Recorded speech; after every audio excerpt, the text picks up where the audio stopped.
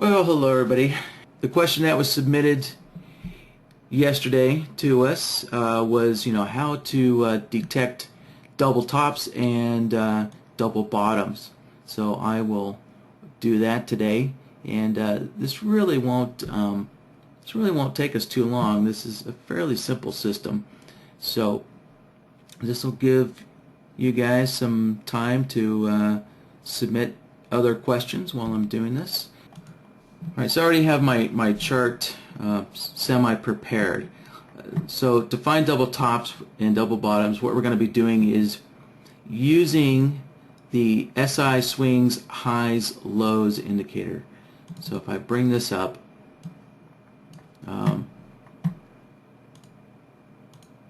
we can see right below here I'm using the SI swings highs lows indicator, and I set the sensitivity, up a little high to try and, this helps eliminate,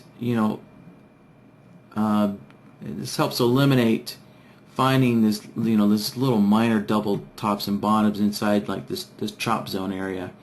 Hopefully you guys can see my cursor, but kind of like right in the middle of the chart there, I want to eliminate all these little minor tops and bottoms that that could be detected. So setting the sensitivity to 6 will help do that. And then there's some other techniques that we can use as well to help filter out some of these minor choppy areas that kind of create little minor tops and bottoms. So we're going to be looking for some more major tops and bottoms. All right. So with that, what we're going to be looking for, let me find a spot on the chart here to work with, is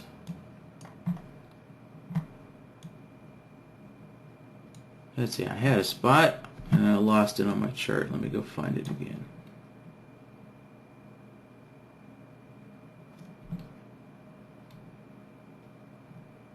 Here we go. Make this a little... Actually, I'm going to make an adjustment to my indicator here. Turn off the scaling. There we go. So if we're looking at this area here on the chart, it begins to look like this. This is a setup here for a double bottom. So we'll work on this area right here. Alright, first thing I'm going to do is name my BloodHound file.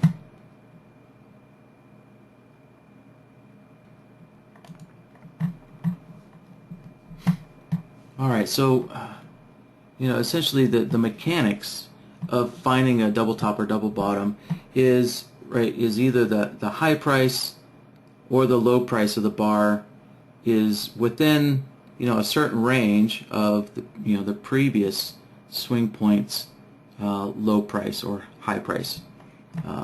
So we're using the SI swings highs lows indicator, to identify, it's identifying the previous low swing point, and we're going to be looking for the low price to come within a certain range, because we don't want to restrict our double bottoms too much, otherwise they'll never be found.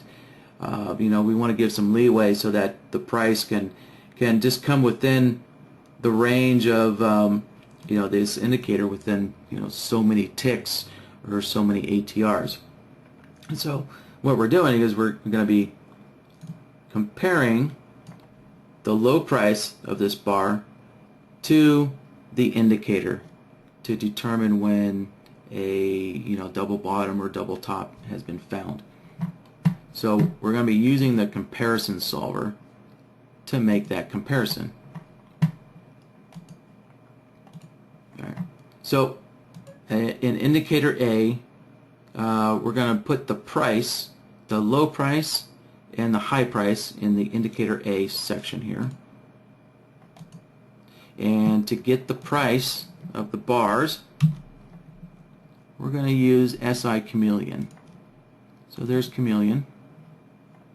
And so when we, generally most traders, when you get a double bottom like we see on the chart here, you want to go long.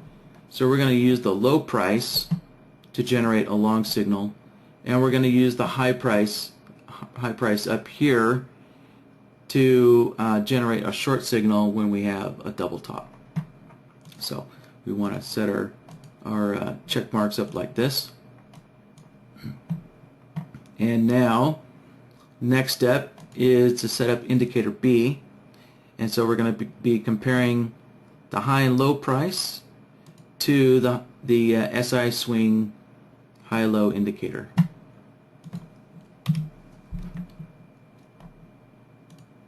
So we'll set that in here, and remember on the chart I set my sensitivity to 6, so let me adjust that. And we're using the widest plots here, so we're using the widest tops and the widest bottoms. So the thicker magenta line is the widest bottoms plot, and we don't actually see on the chart the widest tops plot. So the thinner line is the tightest plots. So we're going to generate a long signal using the widest bottom plot. So it's magenta is the widest bottom plot. And we'll generate a short signal when price comes up and touches the widest tops plot.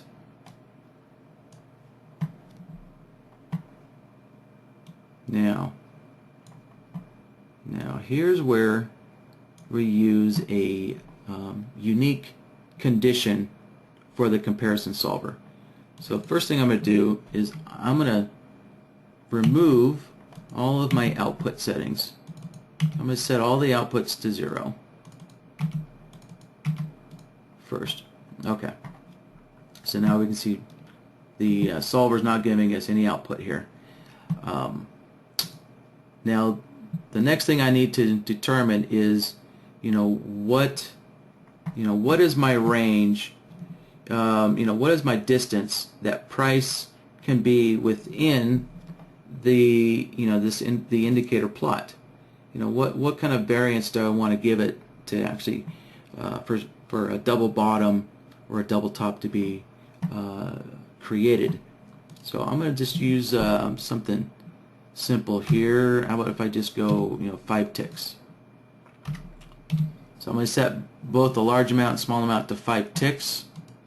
Alright, and sometimes the output here doesn't update, so let's see if I can force this output to update.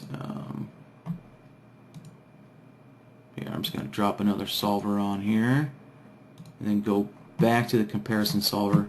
There we go. Now we can see the titles have updated. So now you can see in this output we have this neutral area. So the neutral area is kind of the same as saying equal, but it's not exactly equal. It's an area that's bound by this upper range, which is 5 ticks, or this lower range, which is 5 ticks. So I created this neutral area, or kind of an equal area, that's 5 ticks above the plot line or 5 ticks below the plot line. And so this neutral area is what I want to use for doing my comparison.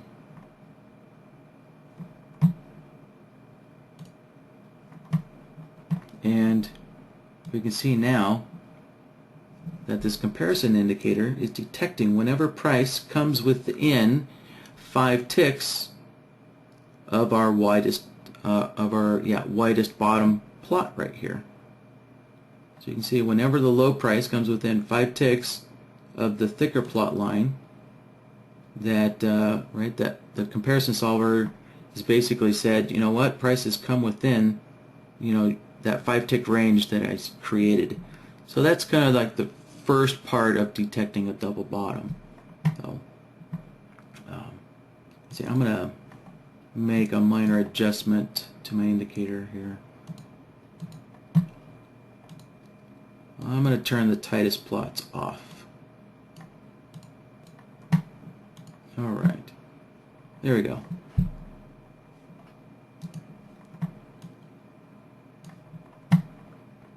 So, alright, so I got kind of the core solver set up here, and now we're going to add some other solvers to kind of help filter out, kind of all this chopping around that's going on here.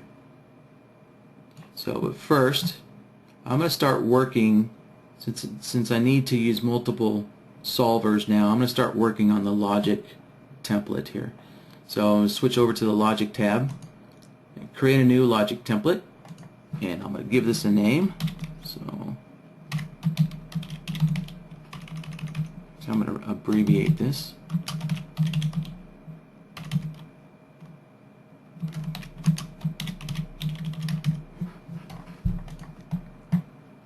Alright, I'm going to add the existing comparison solver on here.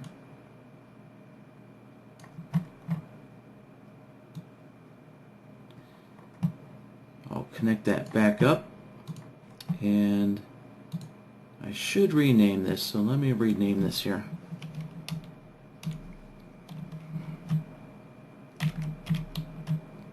So I'm comparing the high-low to the swing high-low indicator.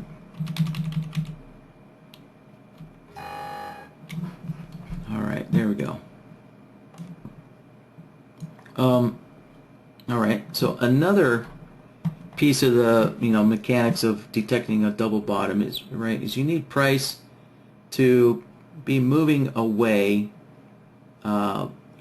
from this previous swing low point. So we need price to be moving away, in other words, from the magenta line here. That's obviously a requirement for a double bottom is for a swing point to be made here. So another filter I'm going to add is I'm going to look for the inflection of price. Right, so an inflection point, an inflection is when something reverses direction. Right, it's a reversal of direction. And so what I'm going to do is I'm going to use the closing price. So we can see, if we just look at this one bar here, right, we can see we have a reversal of price, and we got a long signal out of this. So that's just another requirement here. And I'm going to add another requirement where I'm going to require a second bar to go by in the correct direction. So first, let me name this solver here.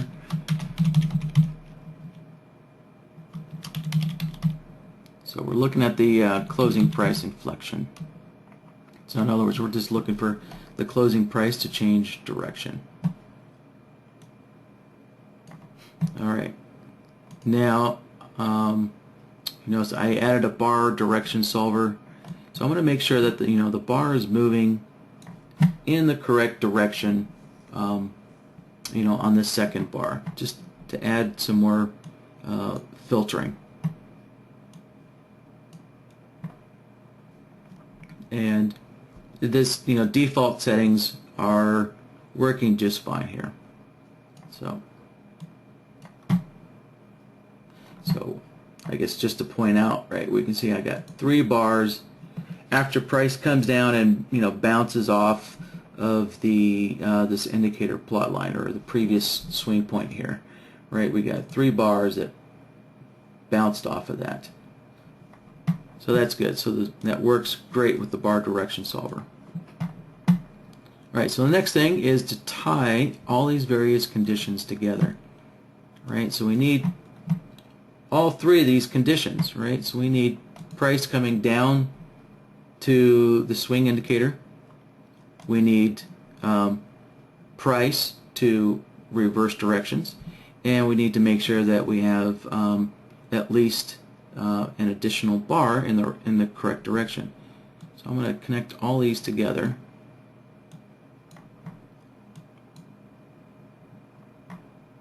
And we can see that, this looks great. This happens to work out for us. However, let's say if we were trading live, right? We don't actually know that this is going to turn out to be a double bottom yet, because only one bar has gone by. So really, to know if a double bottom occurs, you at least have to wait for an additional bar or two more additional bars to go by to really know that you've really detected a double bottom. So I would think that it'd be better to have our signal on the next bar here. To get our signal on this bar, let me move that up, or maybe even on the third bar might be a better location. So we'll work on what's necessary to shift our signal onto the next bar and essentially guarantee that price is still moving in the right direction.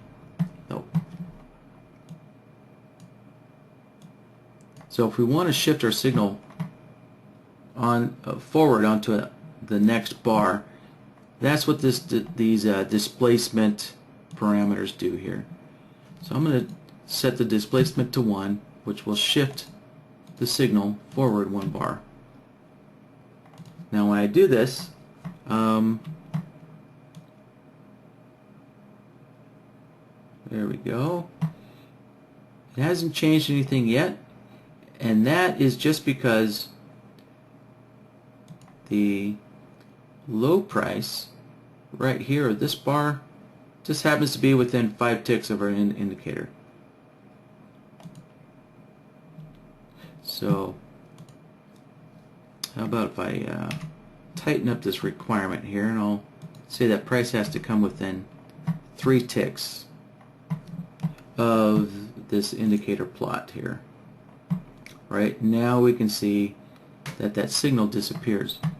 So what I'll have to do is I'll have to go into this solver and shift it forward 1 bar as well.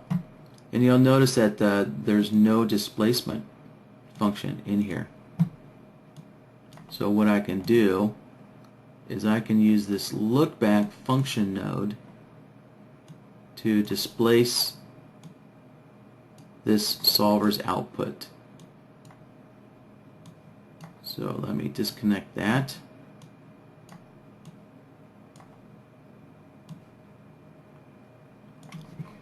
So we're looking at the look back here. We can see that contains a displacement function.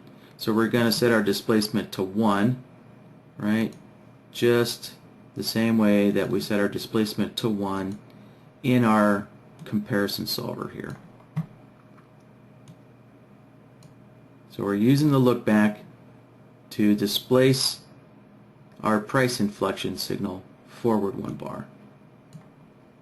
And as soon as I connect that up, right, there we go. Well, actually, you can see we already had a signal previously, but connecting up this inflection will add some filtering here. And actually, let me see if I can find a good example here.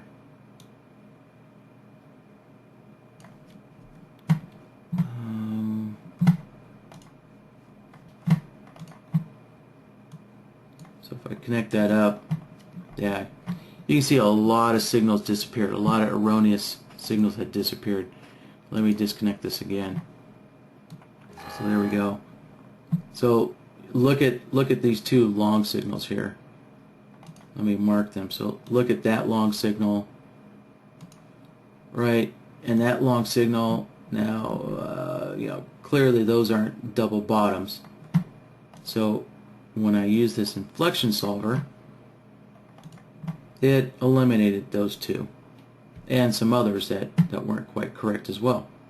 So this creates a good filter to eliminate some non-double tops and bottoms here. And we can see over here we are left with some double tops. At least mechanically. Obviously, we can see in hindsight that they didn't end up being a good double top, but in real time, as we're looking through these, so let's expand our chart out here and kind of walk through these.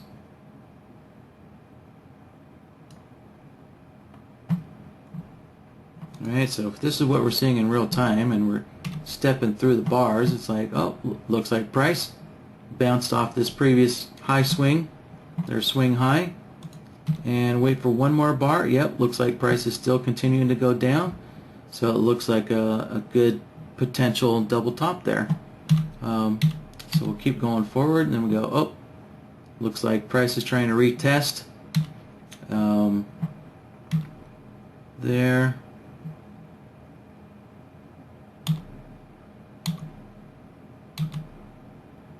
And once again, looks like price is trying to retest here. But we waited for an additional bar to go by. So maybe finally, it's kind of a sloppy triple top, just because these, this price has been kind of consolidating around up here. But who knows? Maybe that is finally the move for this double top to occur. So let's take a look. I think there's one more signal. Yep, there we go. So we had a newer high made. So price comes up here, and so our high point, our high price of this bar is within 3 ticks of this previous swing high, and we want to wait for at least another bar to go by for a stronger indication of a double top, and there's our signal. So, let's say we want to wait for 3 bars to go by, to create an even stronger double top or double bottom detection. Obviously the more bars that you wait to go by, obviously that's a stronger confirmation that double top and double bottom is made. So if we want to do that, what we can do is go in here and we'll have to adjust a couple of our solvers here. So our comparison solver, we can adjust this displacement to 2, and then remember the bar direction doesn't have a displacement, so the bar direction is always looking at whatever the current bar is. So this bar displacement, since it's not looking at a displacement, if we're looking at this in real time, the bar direction solver will be looking at this bar. However, our comparison solver, since it's using a displacement of 2, it is actually looking back here. It's actually looking back at this comparison. So that's kind of what a displacement does. It's a way of looking back, however many bars you want to look back for a certain condition. And then our closing price inflection, we'll need to go in here and also change our displacement to 2 as well. And there we go. Now everything lines up. So we can see, this previous area here, we had previously we had a short signal on the second bar, but that's been eliminated now because this third bar was not moving down, it was actually moving up. So you can see we got a little hammer there, And as I go forward, so now we can see we got a third bar confirmation, which looks a little more like a stronger confirmation of a double top here, but didn't quite happen yet. And so there, price comes up, tries to retest this new swing high. So we wait for the second bar. I'm sorry, yeah, the second bar, and then we wait for the third bar, and then we get the signal on the third bar here. So, all right, let's take a look at elsewhere on the chart here, and just just see how how clean this double tops and double bottoms working. So yeah, we can see here it's pretty minor. It's a minor double top and double bottom.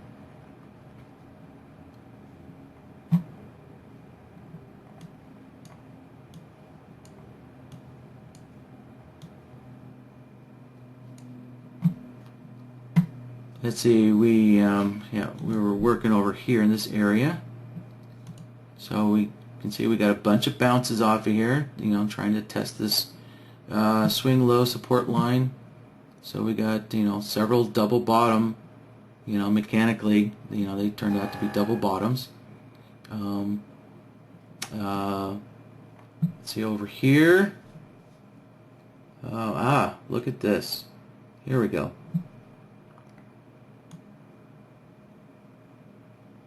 So we can add some filtering to get rid of this signal here.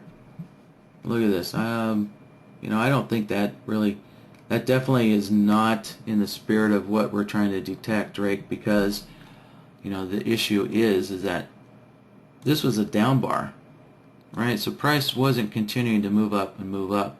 We got a down bar in between these two up bars. Right, so there, that tells us, maybe we should add some more filtering here. So an easy way to, get rid of this long signal here is to make sure that this bar here, right, the one bar back, is an up bar as well. And we can easily do that by using this bar direction. And we can, see it has this number of bars. So we can make sure that we have 2 bars in a row that are up bars or down bars. And what we're going to do is we're going to use the all or nothing setting. So let's plug this in here. Let's just take a look at this, right? And so if we look at this area right here, we can see we have 1 down bar, and as soon as we get to the second down bar, right, that's 2 down bars in a row, and so therefore our solver, right, gives us a short output as long as we continue to have down bars. And so we can see that in this choppy area here, right, there's just no signals because we don't have 2 bars in a row. So modifying this bar direction solver, let's connect up the AND node again, and there we go. We can see that that long signal there is now eliminated. Alright, so we added another filter on here, and let's keep looking on.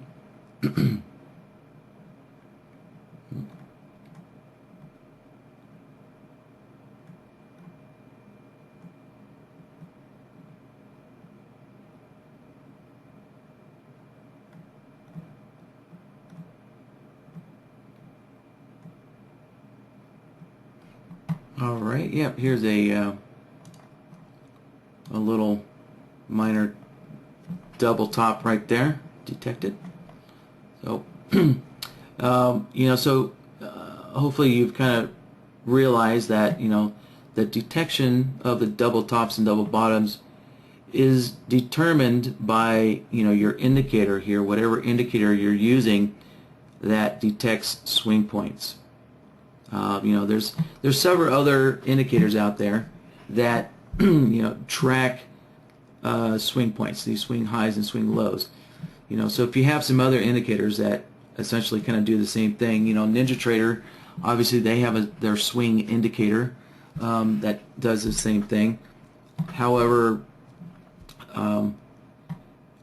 you know, its algorithm isn't what's the right word? It's not quite. I don't think it's quite suited for detecting double tops and double bottoms. You know, I think the algorithm that went into this SI swings highs lows, which was originally created by Dorshend up on Big Mike's, you know, his algorithm is a little better suited. I think there's some other indicators up on Big Mike's and maybe up on Ninja's forum that also detect swing highs and swing lows that also might be better suited for this type of work. So, all right. Yeah. You know, now that I'm back in Idaho, I got to get used to the dryness out here. I was out in New England where the humidity is a killer. It was kind of nice. You know, it's nice for your respiratory system. They have that humidity. But once I come back to the desert here, I always got to give my body a little time to acclimate back to the dryness and get used to it again. So I got to remember to drink lots of water. All right, so you know, I'm just gonna, I guess, leave it at that. I think you know, I think that kind of covers the basics. And so, you know, you can take this formula here and just kind of, you know, tweak it, you know, and tweak it to, you know, get the kind of results that you're looking for. You know, if you're looking for more major, you know, bigger major tops and bottoms, you know, then you can adjust the indicator's strength, you know, to help you detect, you know, greater tops and bottoms. And of course, you can loosen up the requirements, you know, by setting this to a higher number of ticks, you know, or you could use something a little more dynamic. So you could use ATRs in there. So we could say, you know, one ATR, we want to find a double top and double bottom that uses one ATR instead of ticks. So, alright, let me put this back to ticks. So, I always show stuff typically using ticks just because it's easier to visualize on the chart what's happening.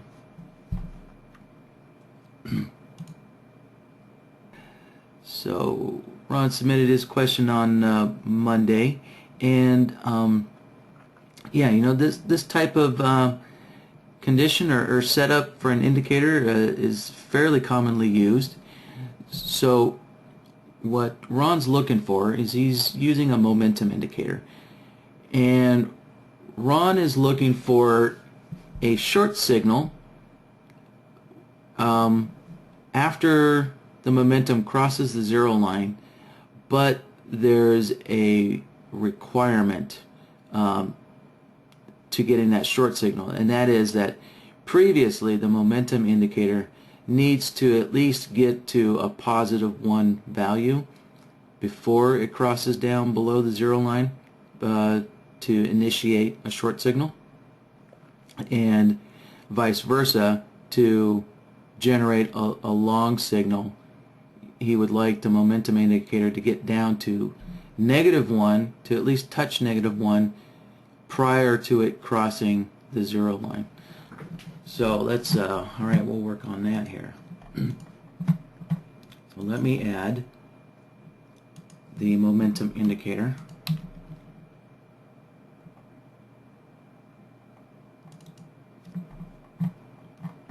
And hopefully a period of 14 works here.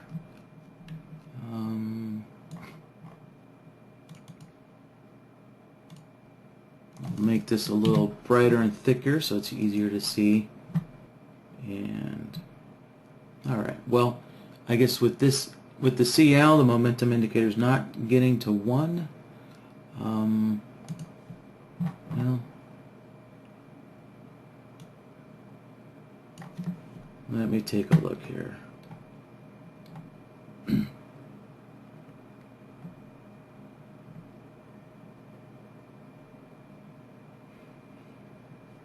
Alright, so I think we won't quite use the positive 1 or negative 1, but we'll use what we have here on our chart. And so I can see, looks like the momentum indicator got up to, yeah, it got up to 0.5, so that's pretty high. You know, maybe on a different chart style, the momentum will get higher, but yeah, so it got up to 0.5. So we'll use 0.5 instead of 1 as our requirement for the momentum indicator to touch. So let me move this up. All right. So what Ron's wanting is the momentum indicator at least needs to get to a certain value, and we're going to say 0.5, and then we wait to see when the momentum indicator crosses the 0 line, such like this. There we go. And then that's when we want a short signal. So how about if I adjust some settings here.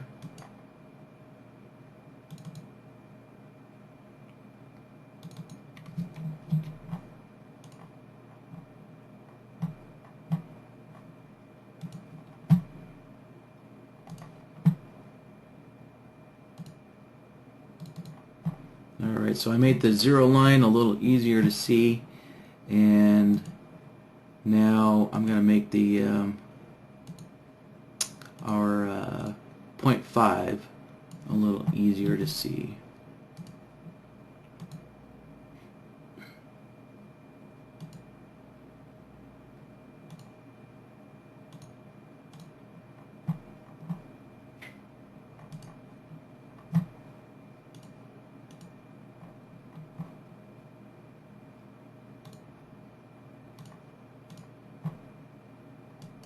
Alright, so now we can see our two values requirements here on the chart. So I'm going to stretch this out. Alright, so here's our ideal situation that we're going to start using to build this condition, and then we're going to scan around the chart and make sure we don't have any erroneous signals that that don't meet our condition. And if we find some signals that don't meet our condition, then we'll add some filters to it to filter those erroneous signals out.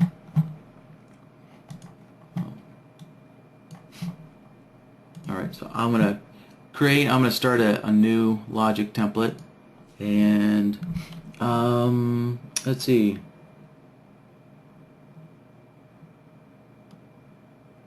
I'm not sure what to call this.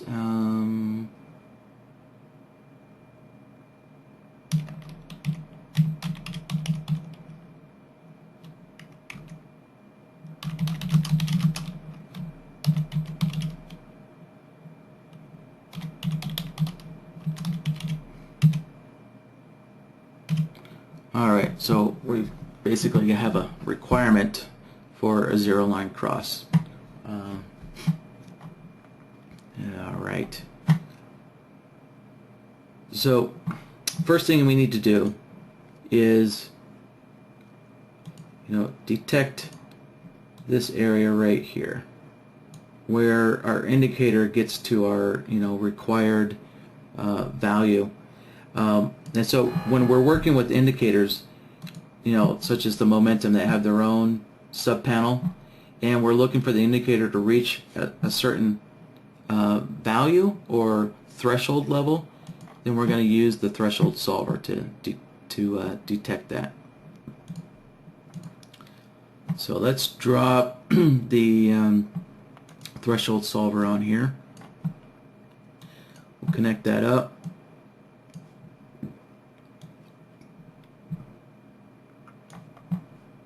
And I'm going to start by renaming this first of all.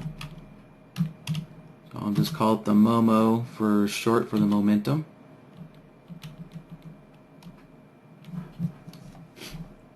Alright, next step is I'm going to change my indicator over from the SMA to the momentum.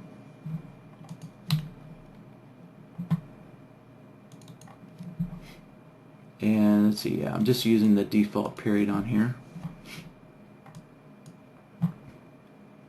Alright, and the next step is we're going to set our threshold values in here.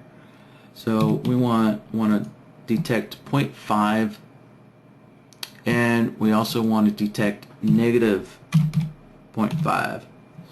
So you'll notice I put these on opposite ends of our thresholds, right? And the reason why is because your thresholds have to be in descending order, right? So the highest number goes up on top and the lowest number goes on the bottom, right? And all these zeros are in between. So these are in descending order. And let's see, so essentially what we're building is a short signal here. We're looking for, right, the momentum to cross the zero line after it reaches a positive 0.5. So when the indicator reaches our 0.5, we actually want a short signal here when it gets there, like so. Alright.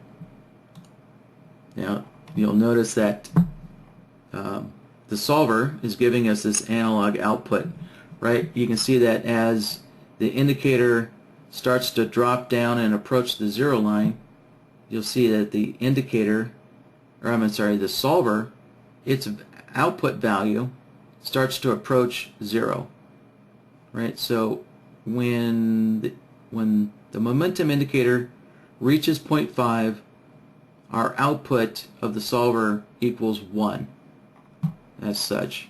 And then as the indicator starts to approach 0, the output starts to approach 0.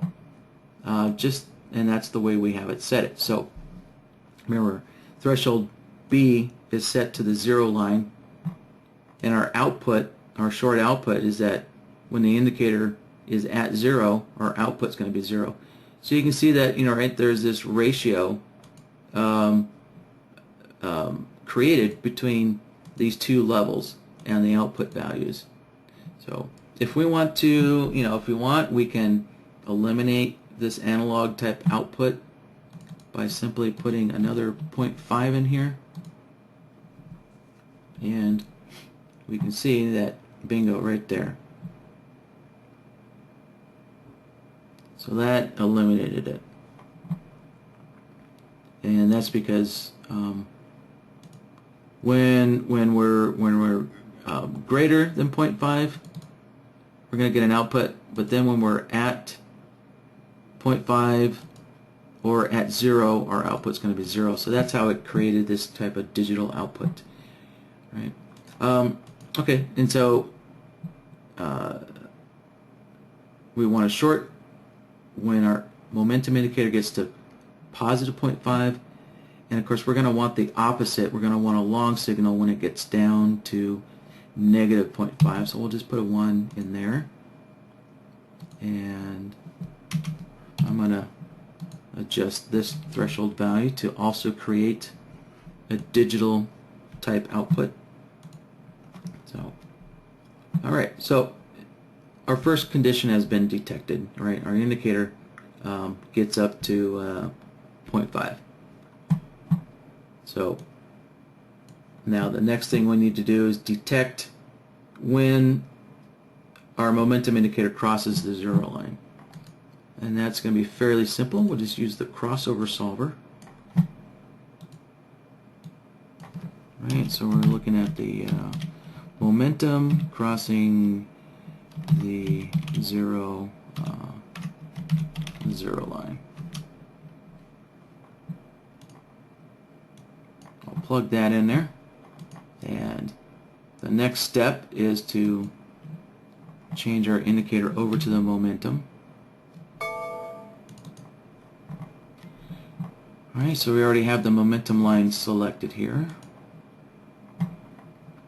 And indicator B is actually not going to be an indicator. It's going to be a fixed value, right, which is the 0 line value. So it's going to be an absolute value, which is 0 for the 0 line. And there we go. We can see on the chart here, when our momentum indicator is crossing that 0 line, we're getting our signals. So there's our short signal when it crosses that 0 line. Now the next step is to get these two signals to match up at the same point. Alright, we can see that they occur on totally different bars. So we need to find a way to take our threshold solver, take the output from that, and shift it forward until the indicator finally crosses that 0 line. And one way we can do that is we can use this toggle node. You know, we could use the signal extender, but that's a little more difficult. You know, I'd say that's a little more restricted too. The toggle node, I think, is a little more flexible and better suited. So toggle node, what that's going to do is, once our short signal occurs here, we're just going to turn this short state on and just hold on to this short output. We're going to hold on to it using the toggle node. So we're going to toggle the short output on until the momentum indicator crosses our 0 line over here. So let's connect this guy up. And now we just need to go through and set up our functions here. So for the input, let me zoom in here.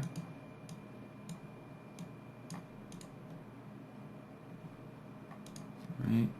So this input section here refers to this input connection. So it refers to this input connection. And you can see we have a reset connection down here. Right? So we got two connection points. And so this input section here refers to the input, and the reset section here, right, refers to the reset connector. So we're sending a signal into the input, and when we do get a signal, we want to force the state on. All right, and if we get an opposite signal, let me slide this over here. If we get an opposite signal, then we would want to force the state off. So, and let's see.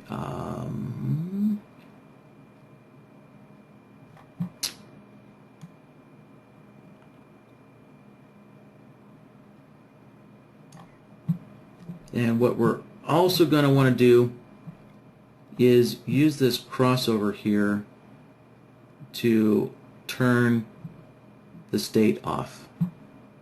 So I'm going to use this crossover solver in the reset, and now there we go. So it's already defaulted to how we want it to work. So when we get a short signal, or on signal means like kind of like the same signal. So right, so we're in a short signal state. So when another short signal state comes in, we want to turn the toggle node off right there. And so something to observe. So right here, let me mark, this is our crossover right here. right? Our signal for our crossover. Now let's take a look at the toggle node. See, the toggle node turns off. It turns off on the bar where the crossover is detected. So what we're going to have to do is we're going to have to shift the signal from a toggle node. We're going to have to shift it forward one bar so that it lines up with this crossover, like that. Right? So just as we had done previously, I'm going to use the look back node. This look back node is going to shift that signal forward there. So now you see how the toggle node lines up with our crossover solver here. So let me zoom out, and we'll now tie this all together.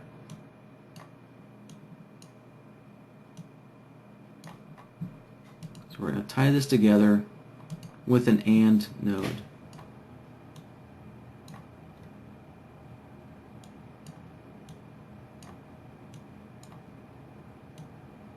So we're going to take essentially the toggled state, plug it into the AND node, and we're going to take the crossover condition, tie it into the AND node. Right? We can see that this AND node is now, right, it kind of filtered out that toggled state and only gave us a signal when the crossover occurs. And so look, we can see we have a crossover here.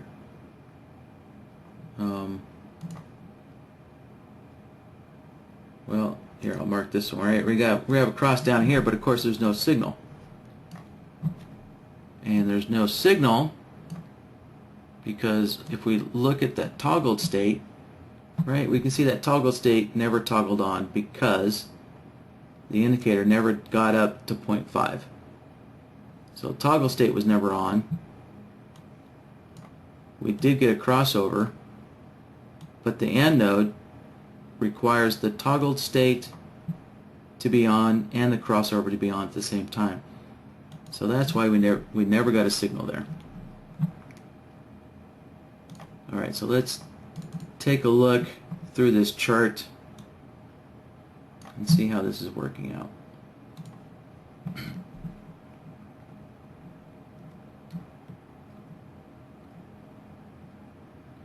Yeah, it doesn't look like our momentum indicator gets up to 0.5 that often. Alright, so there's the area we were just working on. And it took quite an extreme move in price in order to generate that short signal there.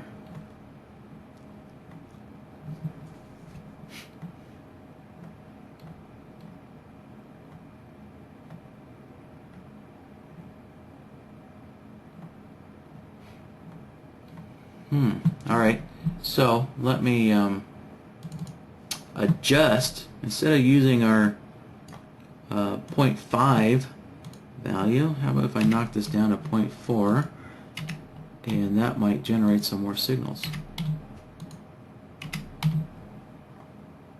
There.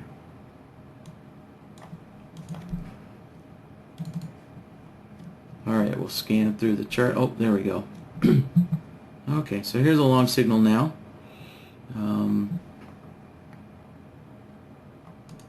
What I'm going to do is I'm going to put a 0.4 line across here.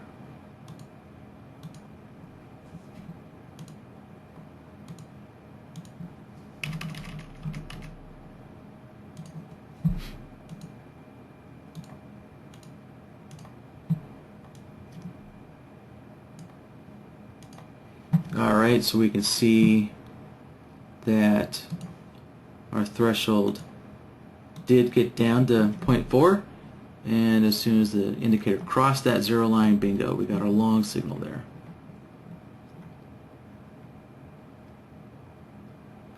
And look at this. It looks like our indicator didn't quite get to 0.4. Just missed it. So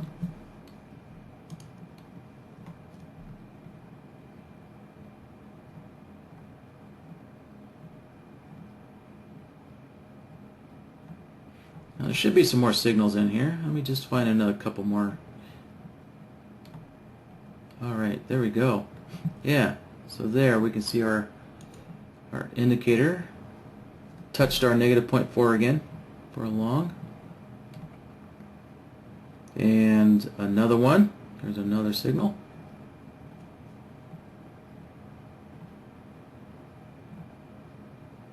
There's our short and another long right after that. Okay.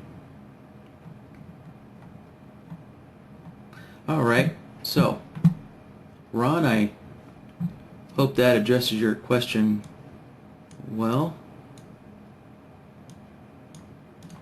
And so Ron, if you would like a copy of this, just send us an email to support, and we'll attach the BloodHound file and the chart template to that email. So, all right. Okay. Let's see. All right. You're welcome there, Ron. Let's see. Oh, so Jim was also asking, will this template be available? Yes, Jim. So as I just stated, just send us an email to support@sharkindicators.com, and you can ask for these templates and we'll give it to you. Also, let's see. Also, Keith is starting to put links in the YouTube videos. So when we upload these videos to YouTube, Keith is starting to put download links to these files as well. And so Van is asking, do we archive these to the website? Yes, typically we do. So let me show you quickly where to find that. So let me bring up, there we go. So let me bring up the Shark Indicator site.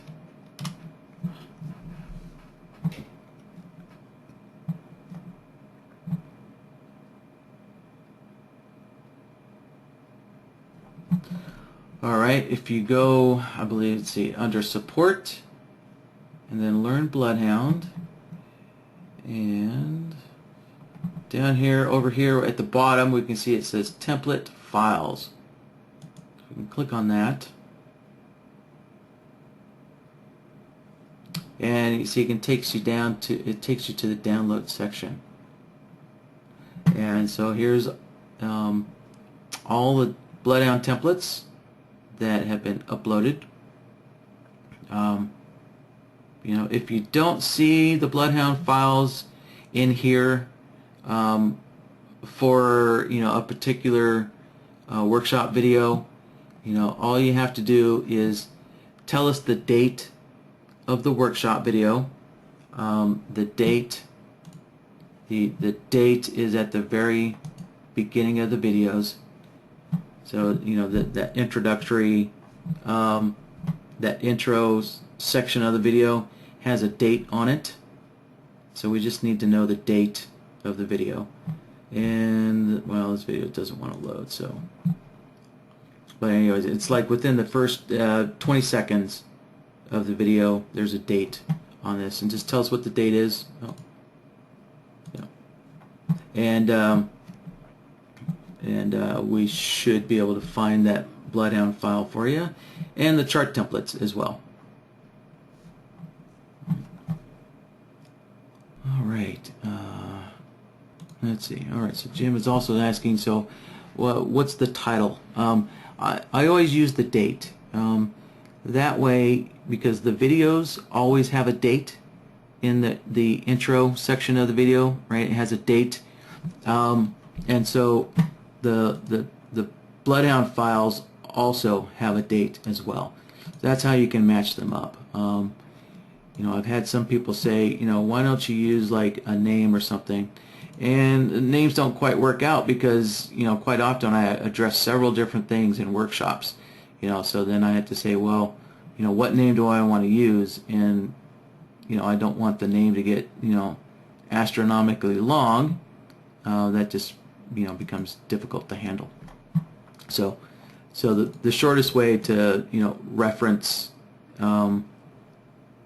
the videos with the BloodHound files is to use the date.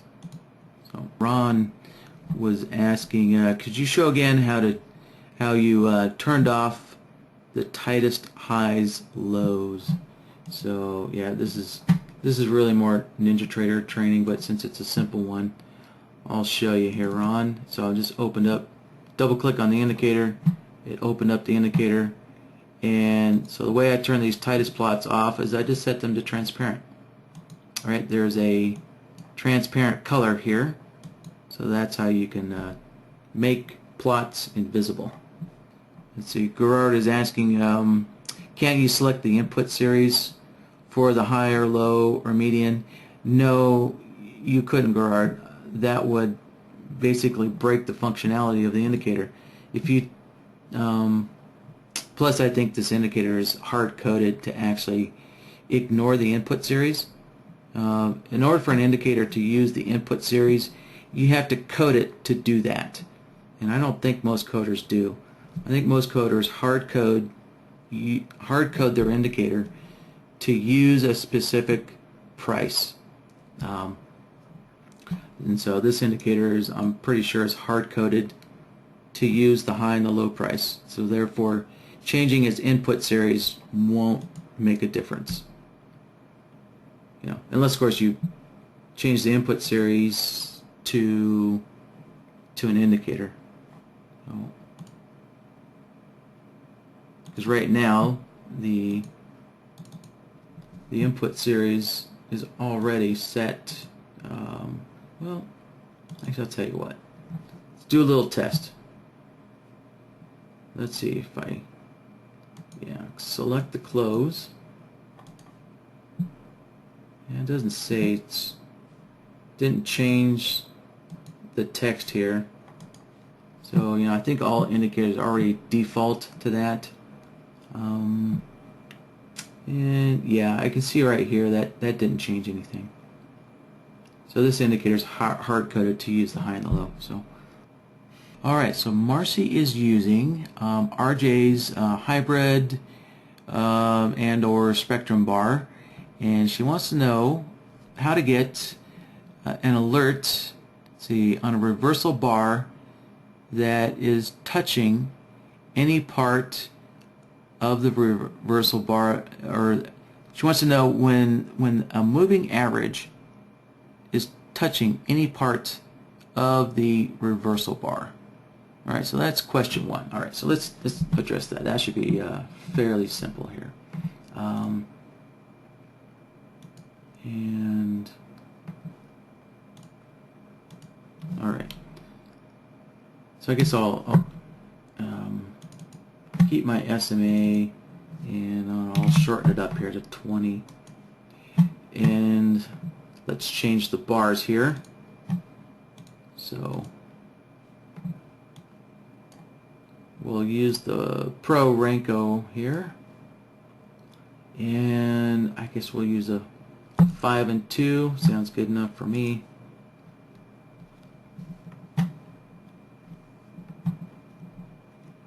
And let's see if we can find the situation here. All right, here we go.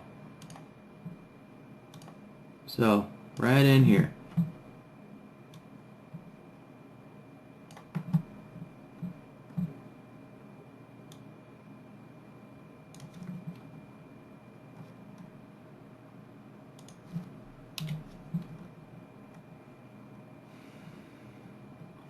So we have a reversal bar here, right? And our moving average, our 20 SMA, is touching that reversal bar.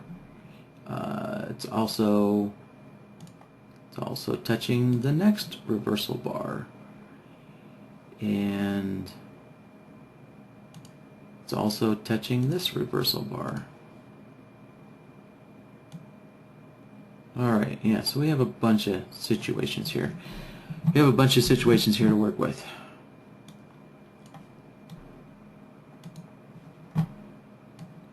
Alright, I'm going to try and go fairly quickly through all this. Alright, let's see.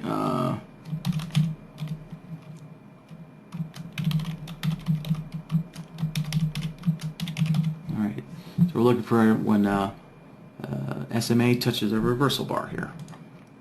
Alright, so what the mechanics of this is, we're going to be comparing various price points of our bar. In particular, we'll be comparing the high price and the low price to our moving average, line, right? And so we're going to see if our moving average is inside this bar in any way. So, all right, so it's going to take several comparison solvers here. All right, let me throw one on here.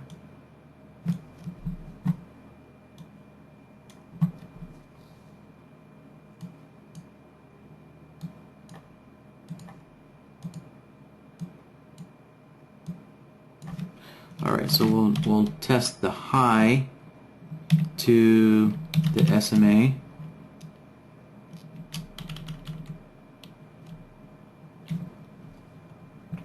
And let's see if all right. So let's look for a reversal up bar here. So if for a reversal up bar, we'd want a long signal, I take it. If the SMA is below the high price and the SMA is above the low price.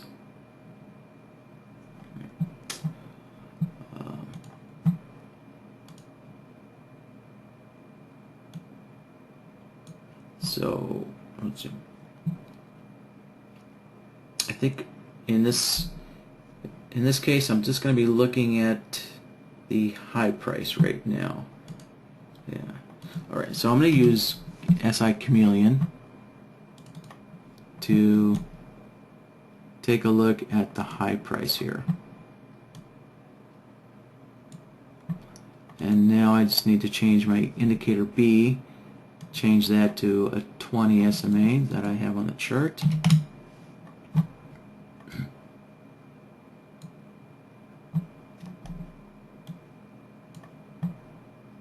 And alright, let's see, so I want a long output if the SMA is below the high point. So I'm looking for indicator B to be below indicator A, right? So remember, indicator B is our SMA, and I'm looking for our SMA to be below our high price, which is indicator B. All right, so I want B greater, actually no, that's right. I want I want the high price to be greater than the SMA, and that's how we're set up right now. All right, yep. So that looks good. Yeah, so far that looks good. So I can just use the default settings. Alright, so now let's set up a comparison solver that'll look at the low price and compare it to the SMA. So I'll drop another comparison solver on here.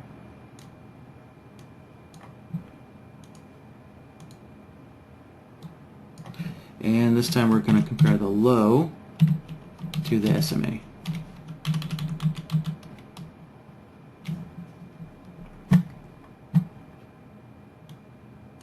Alright, so I'll change indicator A so that it's looking at the low price. Alright, so I'll switch both of these over to the low price. And I just need to change the period on the SMA. Alright. Now, in this situation, you can see we're getting a long output here. And let me increase the size of BloodHound down there. Alright, so you see we're getting a short output when the bar has reversed up. So what that's telling me is that we need to change our outputs. We kind of need to reverse our outputs here.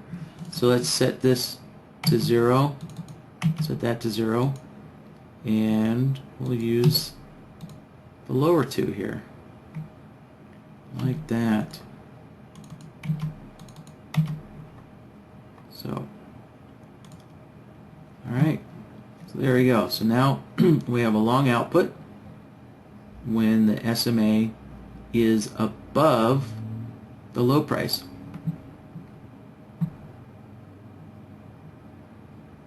So if we read, if we read how this is stated, right, we're getting a long output when B, which is the SMA, well, actually I'll read this the other way around.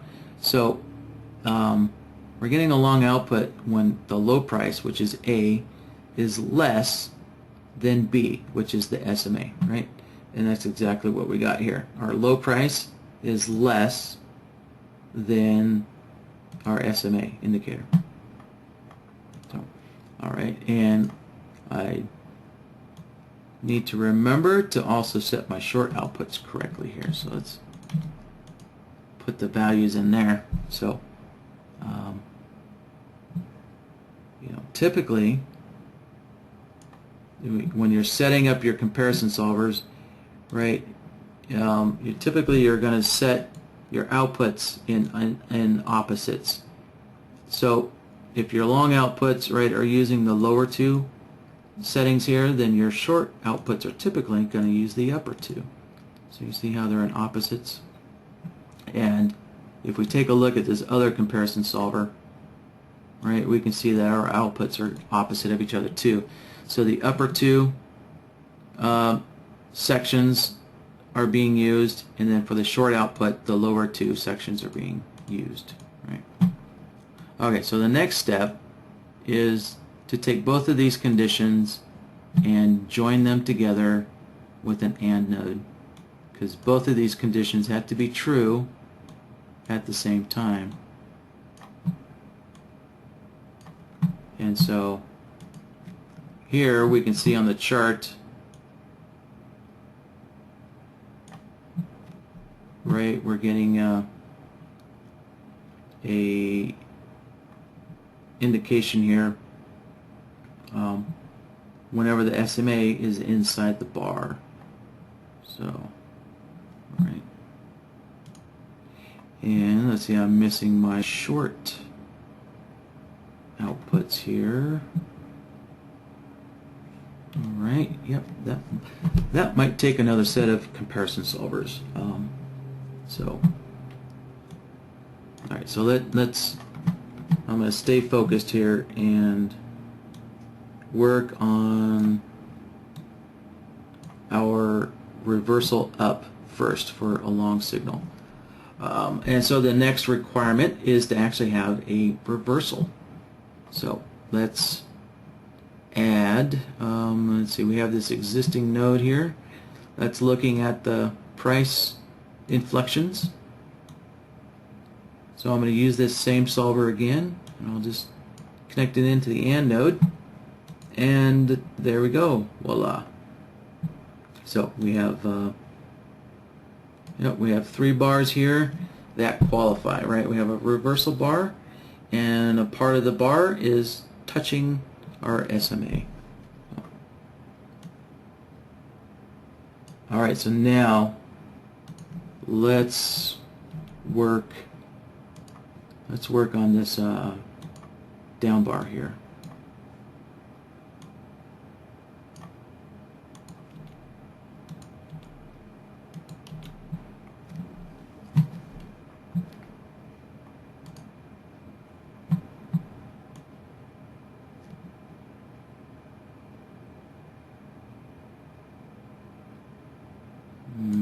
Okay, so I'm going to make another, let's see, yeah, I'll make another set of comparison solvers.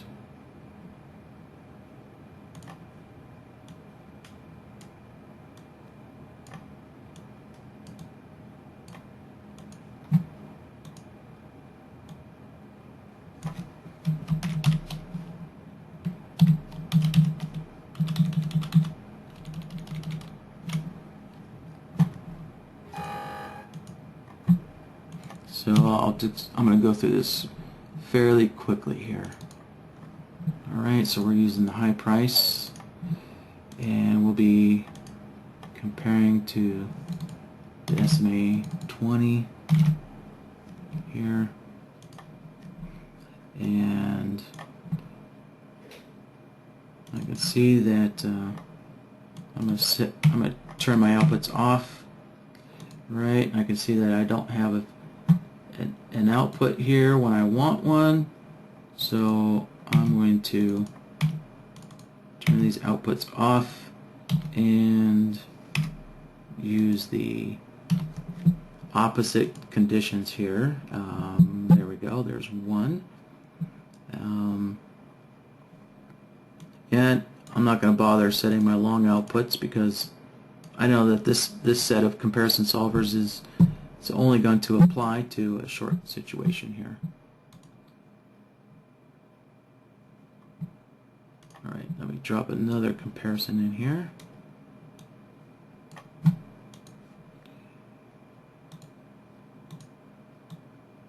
This time I'll look at the low price to the SMA.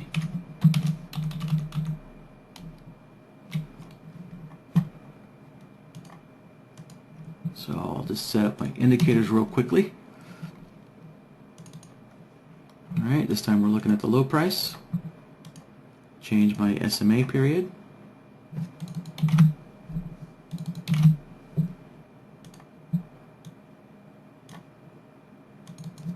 Alright, I'm going to turn my long outputs off, and yeah, there we go.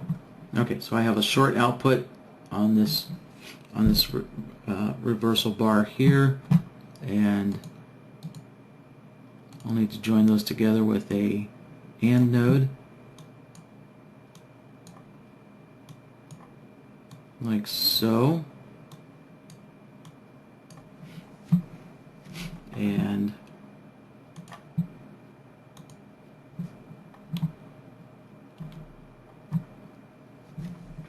yeah, so everything qualifies. I can let's see, yep, so all these bars, the SMA is inside all of these bars here, and I'm getting a short signal.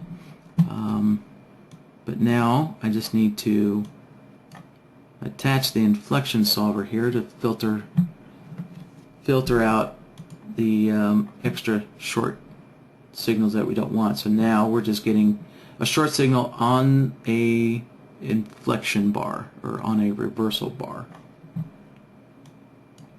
And next step is to join these two conditions together with an OR node. So an OR node is just simply a pass-through. Alright, so it allows the signal from, it allows the outputs from either of these AND nodes to just pass right through the OR node, and this giving me a single connection point to the result node.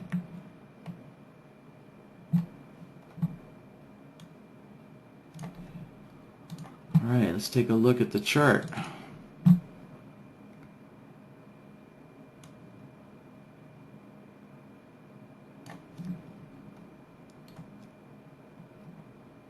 Okay, there's a couple more.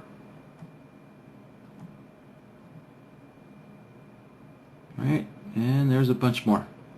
So, alright, that's condition 1 met there, or question 1 I should say, met for Marcy. Alright, her second question is, then she would like an alert up to 2 bars after number 1 if the Ranko spectrum bar is still touching the moving average. Oh, okay, so she wants this to occur for 2 bars after. Okay, so let's see if we can find the situation here.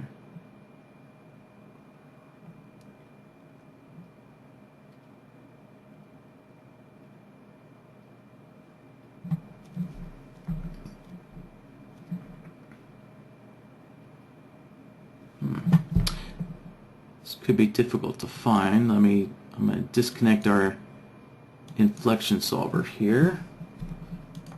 This might help us find something like that on the chart. Well, I might have to adjust my SMA so that it touches price a little closer, or hugs price a little more. Ah, here we go. Actually, I didn't have to. All right.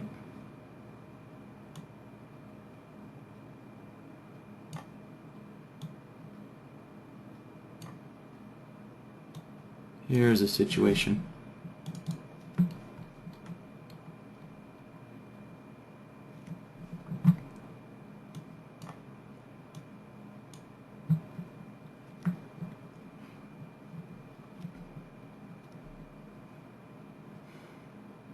Yeah, all right.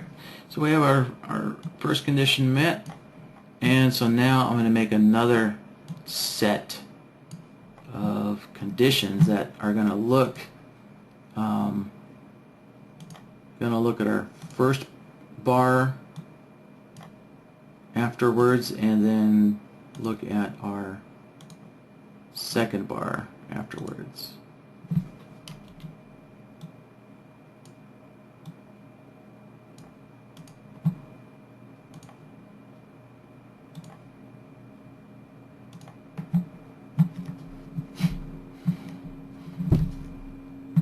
And essentially I have all the solvers I need here. What I can use now is just some function nodes. Let's see. Alright, so I'm going to grab another set of AND nodes. And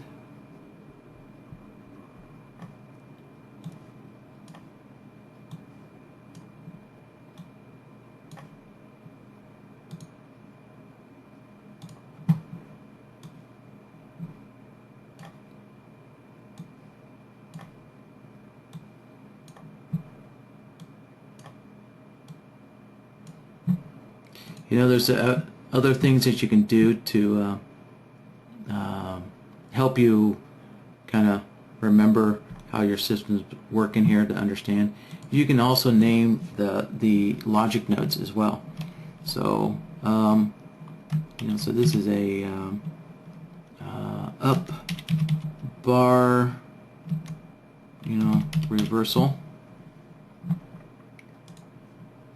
and this is finding a down bar reversal. Oh.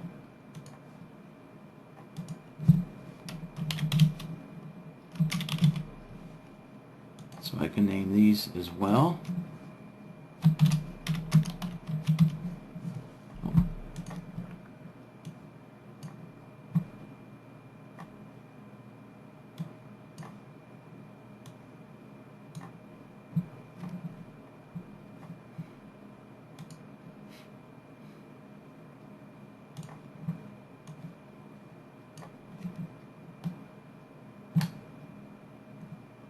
So we'll take a look at this AND node here, right?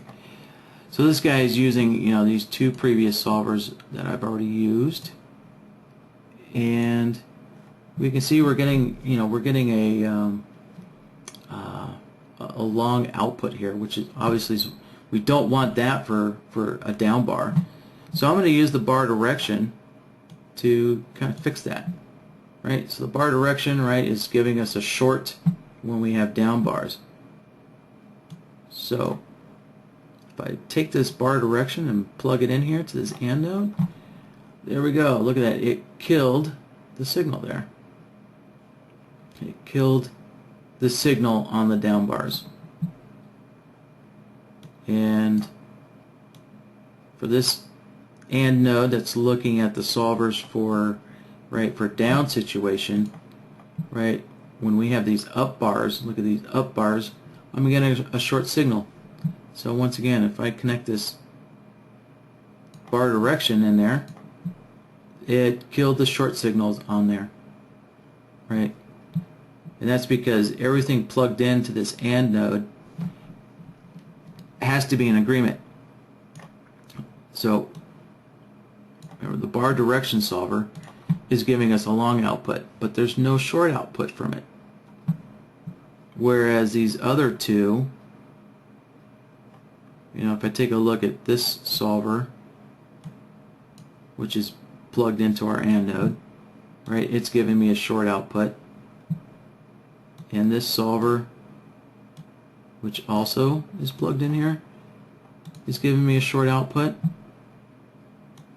But the problem is our bar direction is not giving me a short output on these bars right here. So that is what killed the signal here. So using this bar direction helped make sure that we're getting short signals on down bars. All right.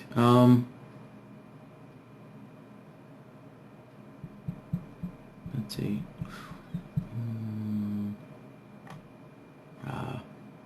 You know what? Actually, I'm overcomplicating this a little bit. I think I'm overcomplicating this a little too much. So how about I'll just simplify this. What I'm going to do is I'm going to take this inflection solver here. So let me pull these guys out of the way. I'm going to take this inflection solver, right, and I'm going to shift its signal forward 2 bars.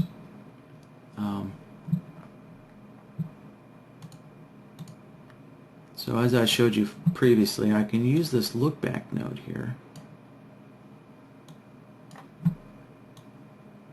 to shift that forward 2 bars. And I'll just set a 2 in the displacement, right? So our lookback node, I'll put a 2 in the displacement, and look here. So now our short signal is on the second down bar in a row. So what I can do is I'll disconnect the inflection solver from those AND nodes.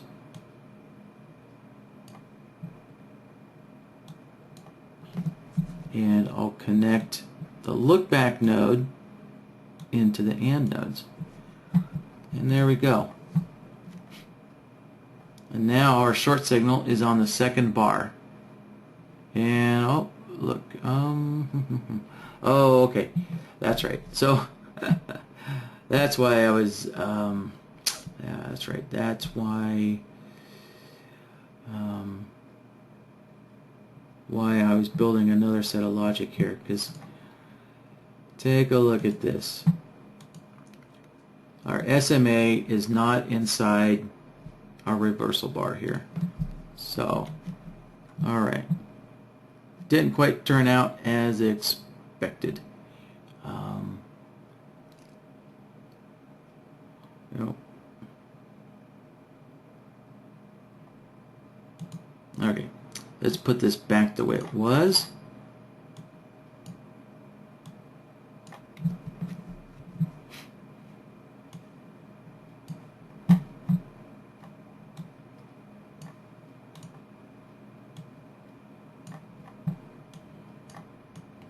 Okay, our set of logic's getting a little big here.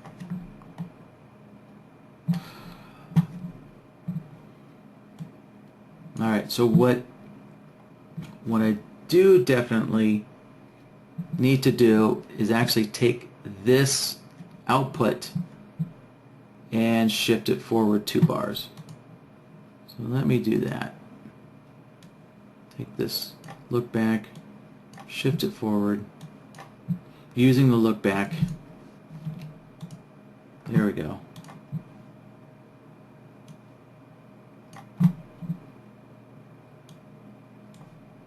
Alright, so we shift our signal forward 2 bars, but it's not complete yet. You know, because what happens if if this bar, all we did was shifted the signal forward 2 bars. We haven't actually detected if this bar was a down bar and this bar was a down bar yet. The way I can do that is, let's see, I'm going to get rid of these and nodes.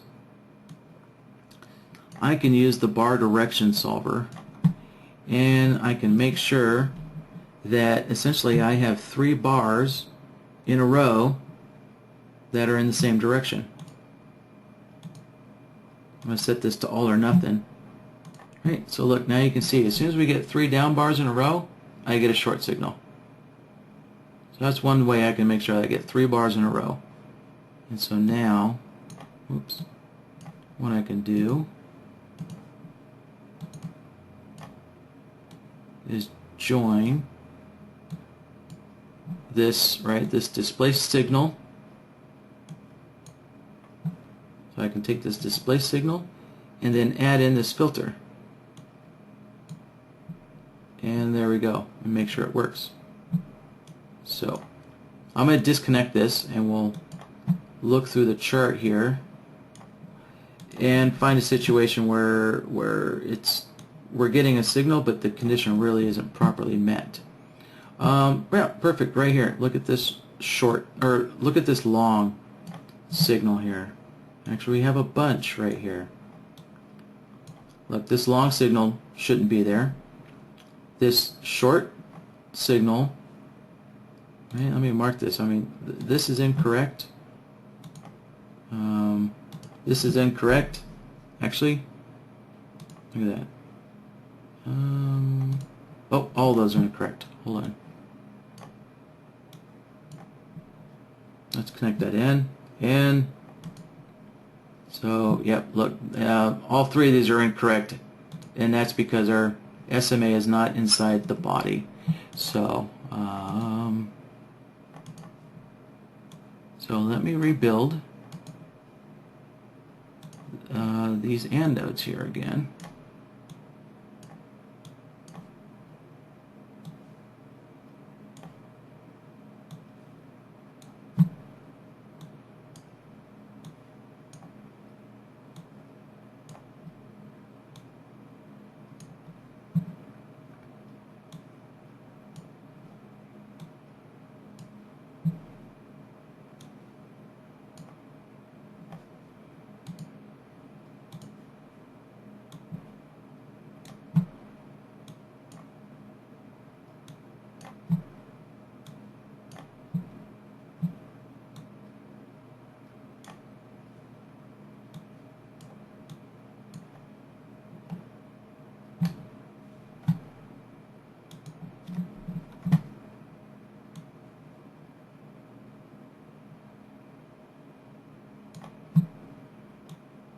Alright, so far, you know, we filtered out some of these signals in here, but still, you know, this one is still incorrect because the SMA is not inside the body.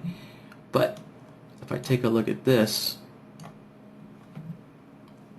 see, if we take a look at this OR node, right, you see how there's no signal here on these 2 bars, right, because the SMA is not inside the body of the bar. So if I connect this in, if I take this OR node, connect it to this last AND node, there we go, and it filtered that out. And this long signal is correct. Our SMA happens to be touching each of these bars, so that's good. Alright, let's take a look more down the chart here. Right, this looks like a valid signal. SMA is inside all 3 bars. Alright, another one. Here we go. Alright, a third one. Alright, and there's a short signal. Yeah, that looks good. SMA is inside all 3 bars. So, alright, so that does it. Let's kind of clean this up a little bit. Alright, let's see if there was anything. Okay, yeah, there is a third question here. Alright. right? So Marcy would like an exit strategy on the first and or second reversal bar against the direction of the trade. Okay. So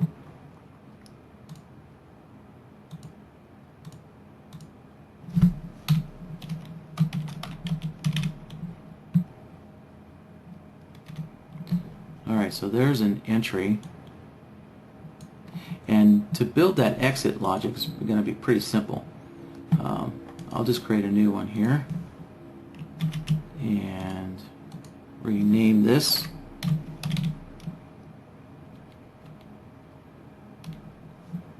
So Marcy just wants to exit on the reversal bar. So let's wrong area. There we go. Let's go to the solver nodes and inflection. Actually, I already have an existing inflection solver looking at price. So there we go. That's all it takes. This is your exit logic here. So if we take a look at the entries, let's see. Take a look at this entry. All right, so let's take a look at this entry here. All right, so we get an entry right there. And now if we take a look at our exits, right there, there's our exit.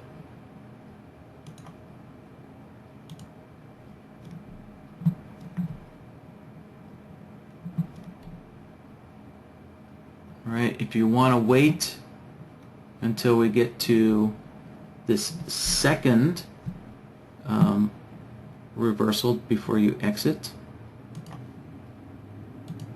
so if you want to wait until we get to this guy over here,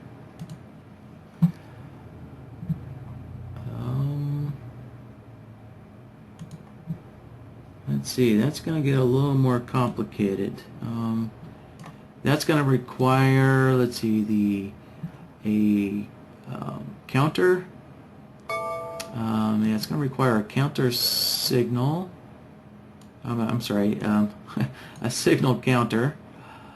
But it's also going to need some logic here. Let's see.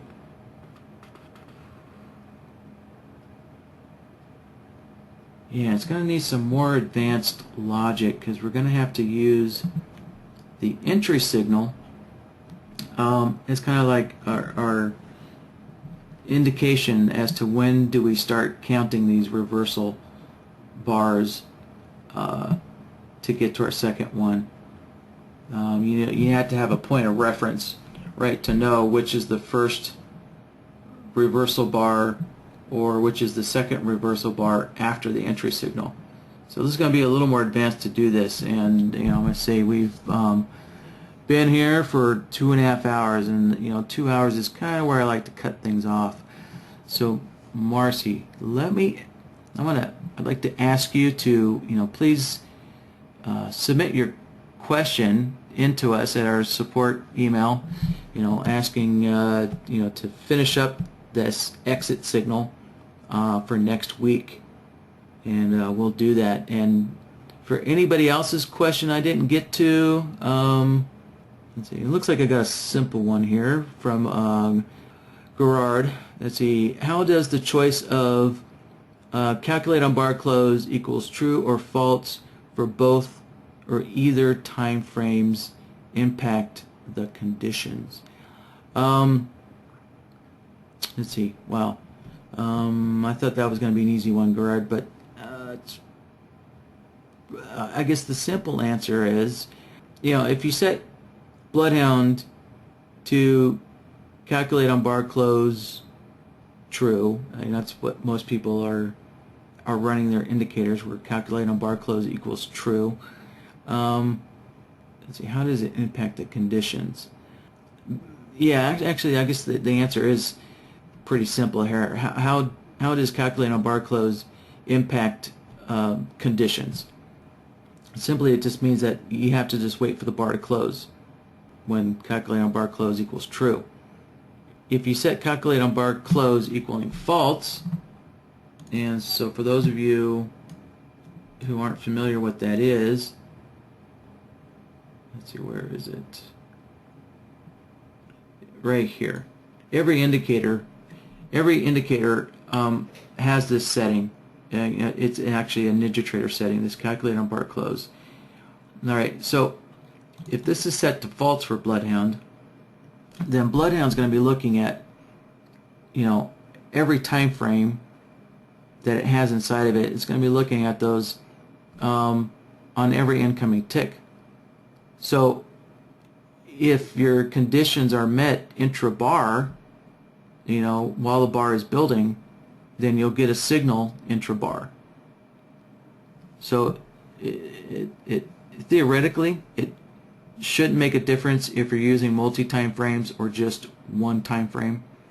I can't say that using multi-time frames, that there may be some, weird things going on. Also, you got to keep in mind you have to have a really fast computer to do that as well. So NinjaTrader needs to finish performing all the calculations across all time frames for all indicators, before the next incoming tick occurs. Otherwise, what NinjaTrader does is, if you have calculate on bar close equaling false, and NinjaTrader doesn't have enough time to perform the calculations across multiple time frames, NinjaTrader will just stop performing the calculation and move on to the next incoming tick. So you got to make sure that you have a fast enough computer to handle using calculate on bar close set to false when using multiple time frames. So thanks, guys. I hope you had a good trading week this week, and I hope you have a good weekend. All right, thanks, and I hope to see you next Friday. Bye bye, guys.